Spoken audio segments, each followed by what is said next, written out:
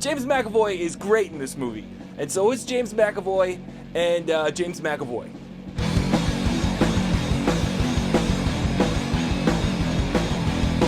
What's up, Throttlers? Aristotle Full Throttle here, and thank you to everybody on Twitter who participated in my poll for which movie I should review this week, and split won with a resounding 38%, so if there's ever a review you want to see, let me know on Twitter. Split stars James McAvoy, and it's the latest movie from M. Night Shyamalan.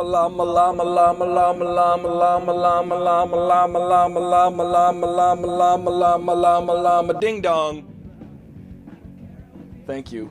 It also stars the up-and-coming Anya Taylor-Joy and Betty Buckley, who's not up-and-coming because, you know, she's been around for a while. James McAvoy's character plays a guy with dissociative identity disorder, so he has 23 personalities bumping around in his head. He ends up kidnapping these 3 girls and taking them and locking them up in the thing, you know, the usual serial killer horror type movie. If you want a movie where there's teenage girls in their underwear, check. Guy chasing girl through the hallway in the dark, check. Jump scares, check. James McAvoy in a dress, check. It's got all the stuff that a horror movie needs, except for killer plants. It doesn't have killer plants. To all you Happening fans out there, what's happening? Is The Happening my favorite M. Night Shyamalan movie? What? No. This movie is absolutely a showcase for James McAvoy's acting ability. He really does a great job balancing all of these personalities, from a little kid to an older woman to a really meticulous guy with OCD. And he bounces in between all of these characters throughout the movie. There's even a scene where he's acting like one of his personalities through one of his other personalities, which I thought was pretty hard to pull off. But James McAvoy was able to do it. Also, Anya Taylor-Joy is really good in this movie. Betty Buckley is great. She plays a psychiatrist for James McAvoy's character, and she's really trying to get in there and figure out who she's talking to at any given point, because she really does believe that all of these different personalities are inside of him and that they're genuinely distinct. So she's busy trying to convince the psychiatry field that this is an actual phenomenon that works, or a happening, if you will. What? No! Meanwhile, James McAvoy's character is keeping these girls for a reason I will not disclose, because you have to see the movie to find out why. But James McAvoy's character has a secret 24th personality that he's been developing and is starting to come out of him. And basically all of his other personalities are kind of afraid and respectful for this 24th personality. The movie kind of goes in a way that you think it's gonna go, or at least I did.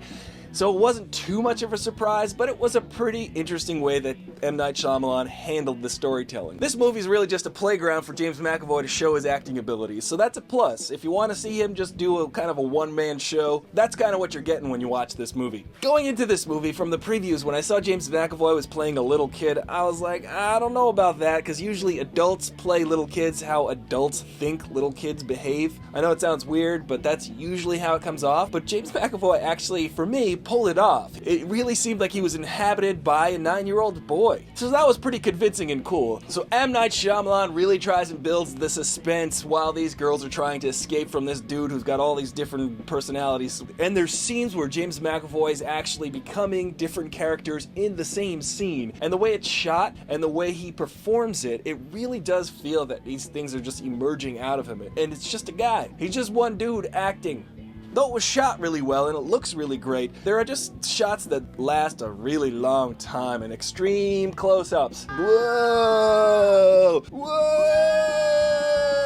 So get ready to really explore those little red veins in people's eyeballs, because you see them really up close.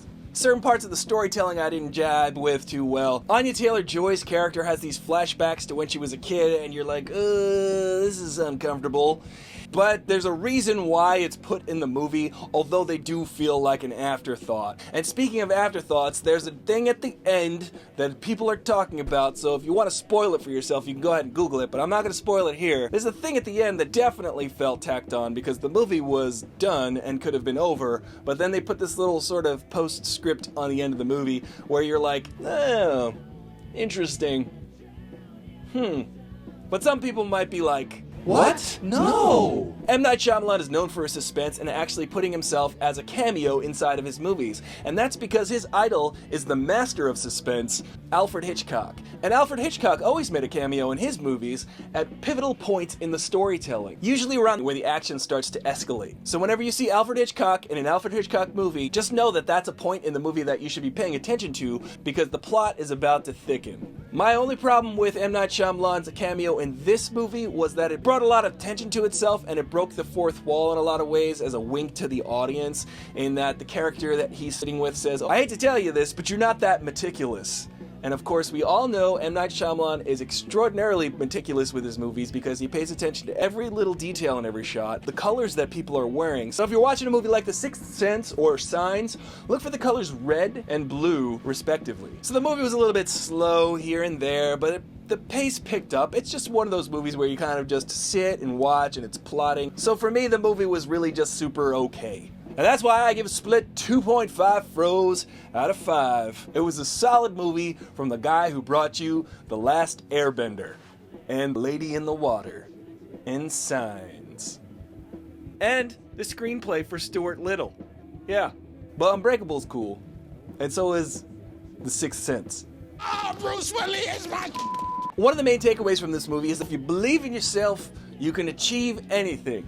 But I do not recommend jumping off a bridge and thinking you can fly or something like that, because that's just stupid. Well, that's my review. How about you? Are you gonna go see Split?